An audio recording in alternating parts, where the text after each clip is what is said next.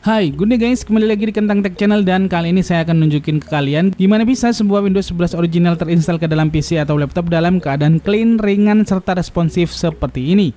Nggak ada lagi aplikasi service dan bloatware gak penting seperti OneDrive, widget, dan sejenisnya yang cuma bikin Windows jadi lemot. Kemudian opsi setting yang lebih efisien tanpa pengaturan yang mubazir. Terus saat kita buka Task Manager dan lihat proses yang berjalan, ini terlihat jauh lebih efisien daripada instalasi Windows original bawaan. Dan yang paling penting, ini adalah Windows 11 original yang bisa diaktifasi dengan mudah asal kita punya serial numbernya.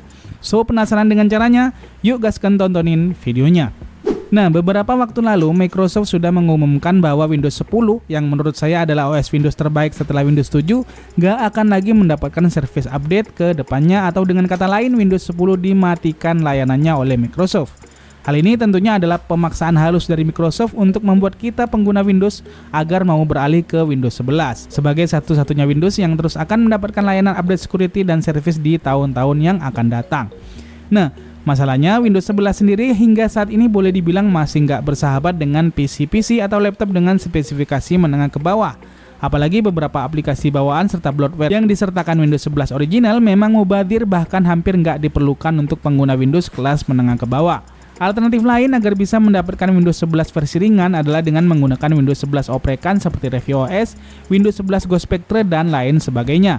Hanya saja ini bukan opsi terbaik karena bukan versi resmi dari Microsoft, utamanya buat kalian yang masih ingin pakai Windows 11 versi originalnya. Sebenarnya ada pula pilihan lain seperti Windows 11 versi LTSC, hanya saja versi LTSC untuk aktivasinya memerlukan proses yang lebih rumit daripada Windows 11 original.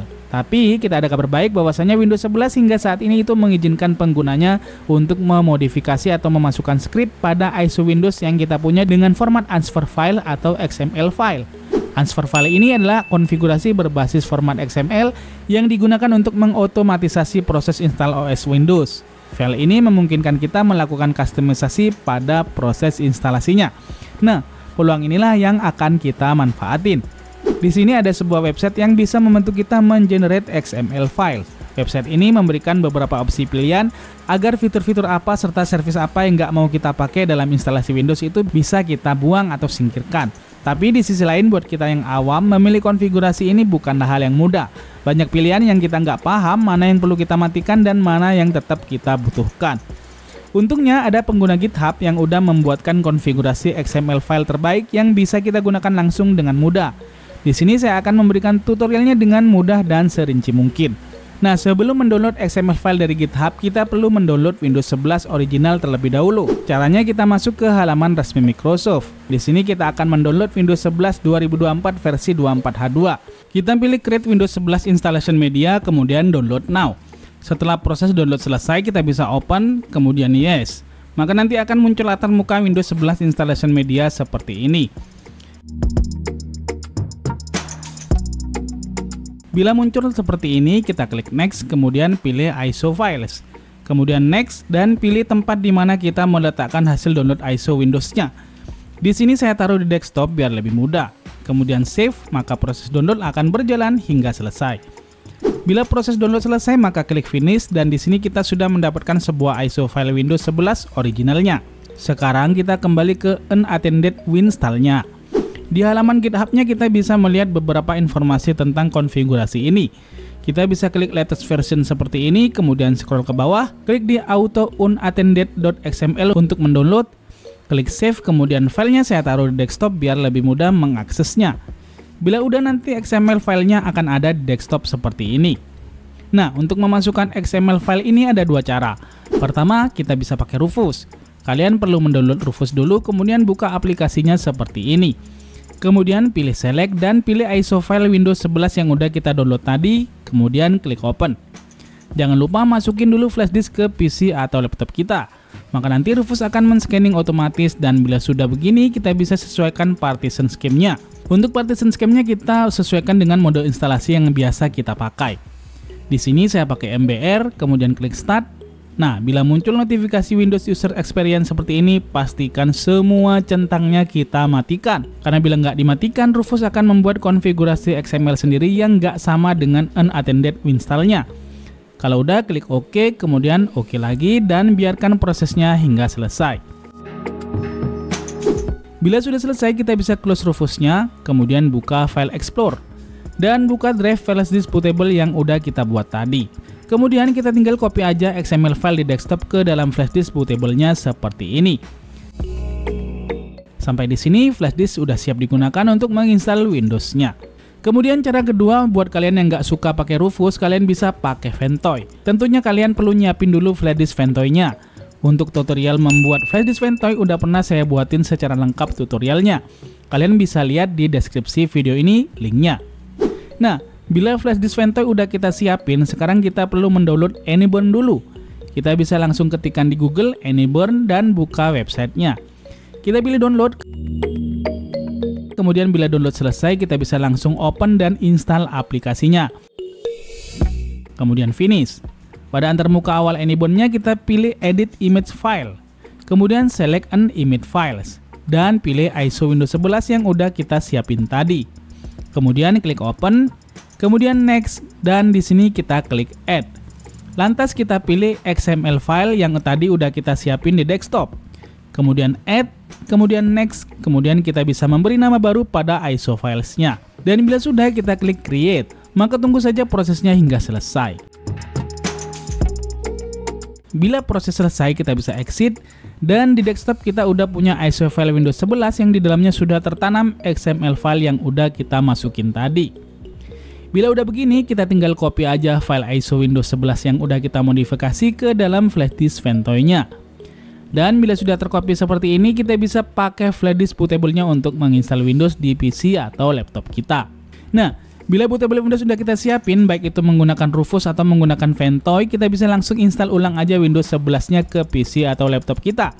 Untuk cara install Windows-nya itu sama aja dengan cara dan proses instalasi Windows yang lainnya, yang mana kita sendiri juga pernah membuat beberapa cara install Windows baik dengan Rufus ataupun Ventoy, yang bisa kalian cek linknya di deskripsi video ini. Nah, bila proses instalasi udah selesai, maka nanti seperti biasa kita perlu melakukan beberapa konfigurasi di awal seperti ini. Kemudian nanti akan muncul notifikasi user account customization seperti ini.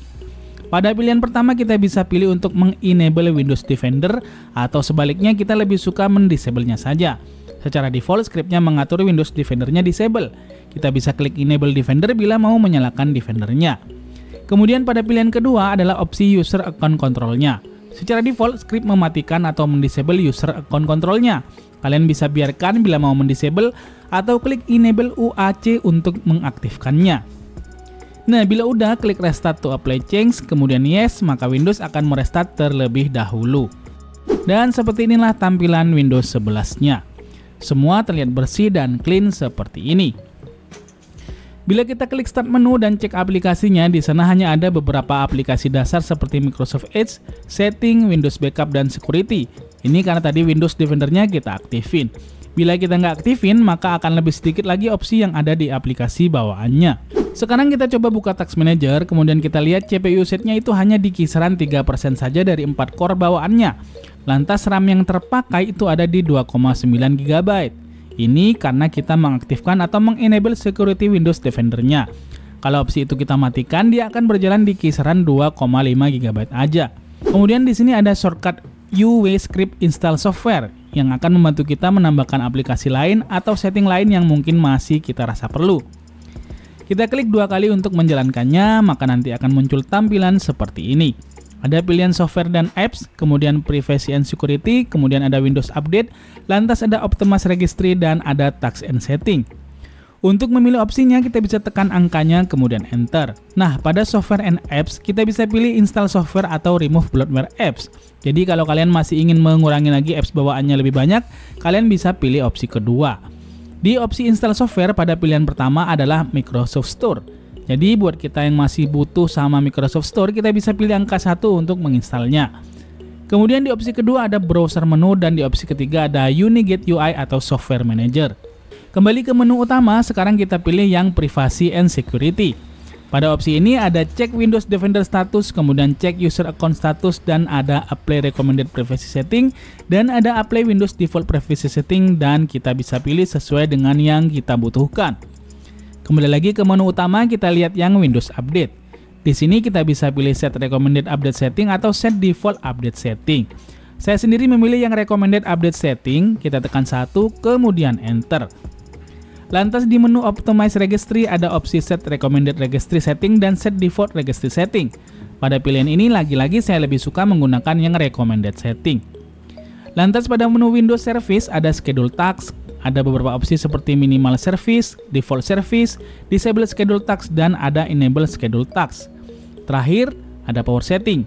Di sini kita bisa pilih Recommended Power Setting atau Default Power Setting. Saya sendiri lebih prefer menggunakan Recommended Power Setting. Jadi bila semua setting udah kita atur, kita bisa gunakan Windowsnya sesuai yang kita mau. Jadi kesimpulannya, cara ini akan sangat berguna banget buat kalian yang mau nggak mau harus migrasi ke Windows 11. Di sisi lain, laptop atau PC yang kalian pakai di rumah, di sekolah atau di kantor spesifikasinya masih minimalis dan menengah ke bawah. Kita bisa gunakan Windows 11 original yang tetap mendapatkan security update ke depannya. Di sisi lain, bloatware serta widget yang useless nggak lagi mengganggu kita serta membuat kinerja Windows jadi lebih efisien. So, demikianlah tutorial kita kali ini. Semoga bermanfaat dan kalian suka. Terima kasih udah nontonin video ini sampai habis. See you in the next video. Adios dan jangan lupa semangat setiap hari.